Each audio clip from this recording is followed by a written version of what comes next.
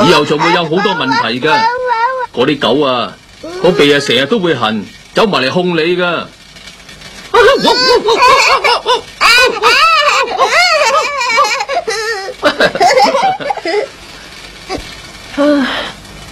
朋友，總之係冇得商量啦。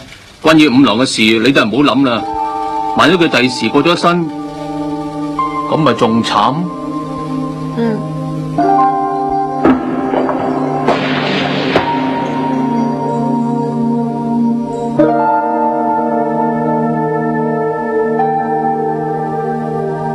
都係要揾動物協會啲人先得啦。睇嚟佢都唔會好長命噶啦。佢會騷擾住附近啲人嘅。萬一佢第時過咗身，咁咪仲慘。我真係唔明啊，點解啲大人一邊話佢可憐，但係一邊又講埋晒啲咁嘅說話嘅？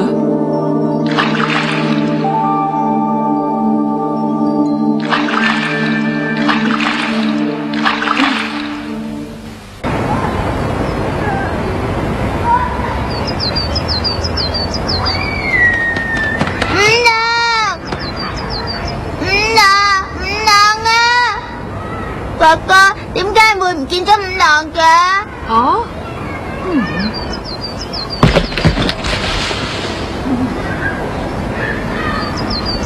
原來佢匿埋咗喺入邊啊！真係嘅？喂，五郎！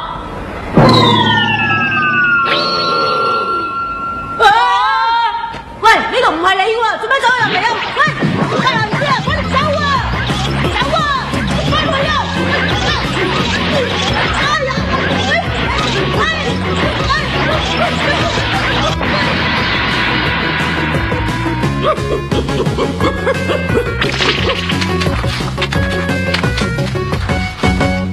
我有精啊，你冇事啊嘛？好啦，今日我就放過你啦。喂，五郎唔喺度，咁到底佢去咗邊度咧？咁咪係咯，等我哋仲整咗間狗屋俾佢添。唔通佢翻咗去空地？不如我哋去睇下咯。哎呀，唔見喎！啊，到底發生咗咩事咧？我都話我哋負責清理呢一度咯。而家問題唔係咁簡單啊！你隻狗咁污糟，由得佢喺呢一度嘅，會騷擾到其他人噶嘛？小叔你誤會啦，呢隻狗唔係我哋哥哥噶。冇錯啊，呢隻狗係第二個人養噶。冇錯啊，阿叔啊，佢俾人拋棄噶。五郎又發生咗咩事啊？哼，仲有乜嘢啊？呢隻狗啊，為咗搵嘢食，炒咗垃圾亂晒。哼，我要打電話俾動物協會，冇得傾啊！藤姐，你居然幫五郎啊？你都幾好人喎，係咪啊，托也？喂，五郎，五郎，五郎啊！五郎啊，點解你走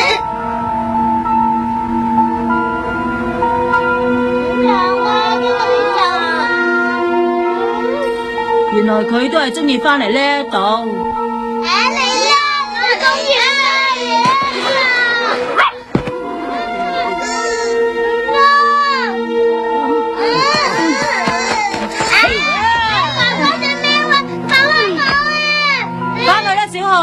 唔好意思啊，托也，我哋已經盡咗人事噶啦。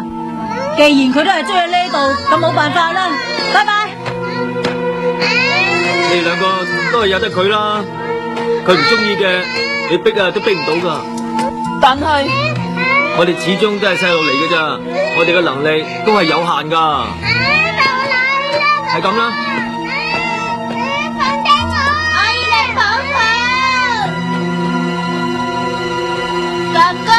我想帶佢翻屋企呀！我都想啊。啲窩窩食好多嘢噶。好啦，我哋行啦。我翻嚟咯。爸爸。托也，你哋去邊啊？我哋去下正道啊。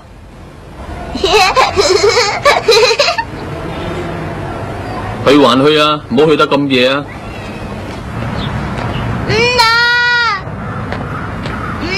啊，食飯啦！五郎啊，有飯食啦！我知道五郎嘅身體已經好虛弱啦，但係實際就一啲都唔知道。估唔到你兩個真係咁錫佢嘅喎。啊！如果平山太太知道咗，我諗佢一定會好開心啫。其實呢一隻狗咧，佢已經係養咗好耐噶啦。佢喺結婚之前就已經養噶啦。平山太太好錫佢嘅，可以話冇咗五郎唔得嘅。好可惜，當佢哋決定要搬屋嗰陣，平山先生極力反對帶五郎走。我話五郎已經好老啦，唔要咪算數咯。咁點得噶？其實我都知道平山太太當時咧，一定係好傷心噶啦。我話佢唔會啊！咩話？如果平山太太佢真係傷心噶，如果佢真係唔可以冇咗五郎嘅，咁佢又點會抌低佢走咗去？係都話平山先生反對咯。但係都可以有辦法，唔使遺棄佢噶嘛。因為五郎佢如果唔跟住佢就冇地方住噶啦，太過分啦！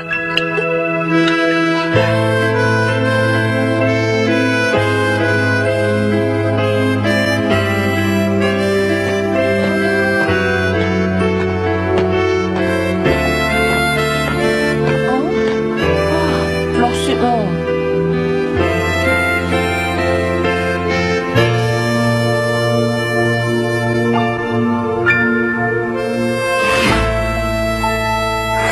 你哋翻嚟啦，好凍啊！嗬，我翻嚟啦，我翻嚟咯。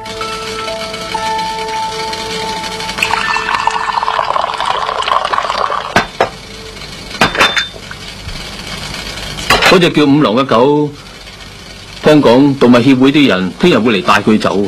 動物協會？咁佢哋帶走咗五郎之後，會點樣對佢噶？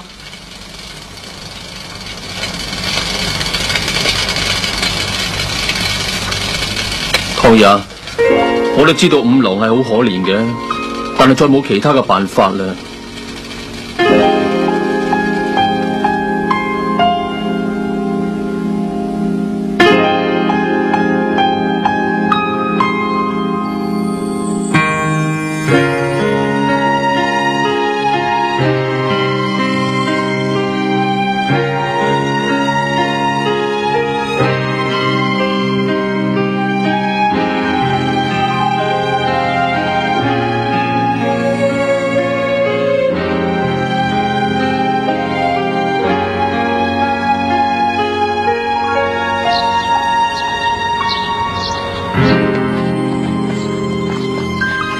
唐爺，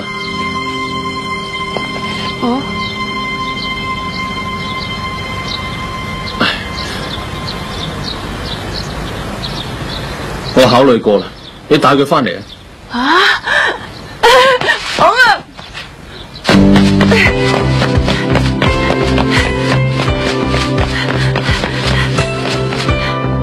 哥哥，侄仔，一齊接五郎翻嚟啦！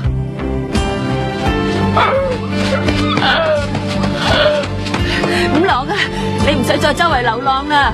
我爸爸話俾我帶你翻屋企啊！我哋行啦。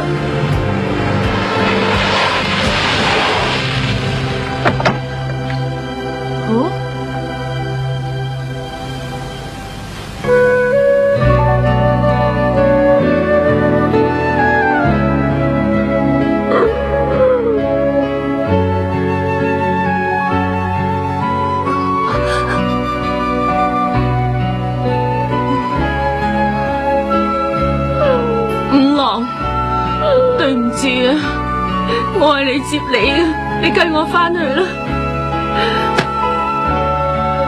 你就係好錫五郎嗰個細路啊！好多謝你啊！其實係我嗰個舊鄰居打電話話俾我聽嘅。係咁嘅，五郎佢對唔住。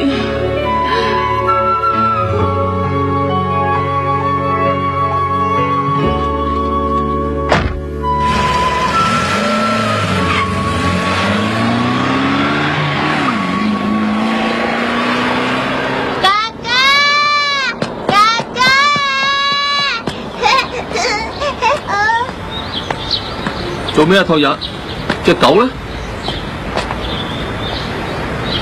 你唔能喺度噶。頭先平山太太接咗佢翻屋企。係啊。不過其實咁咪仲好，對五郎嚟講，咁先係最幸福嘅。我知道，我知道，哥哥，但係我你哋次做得非常之好，吓。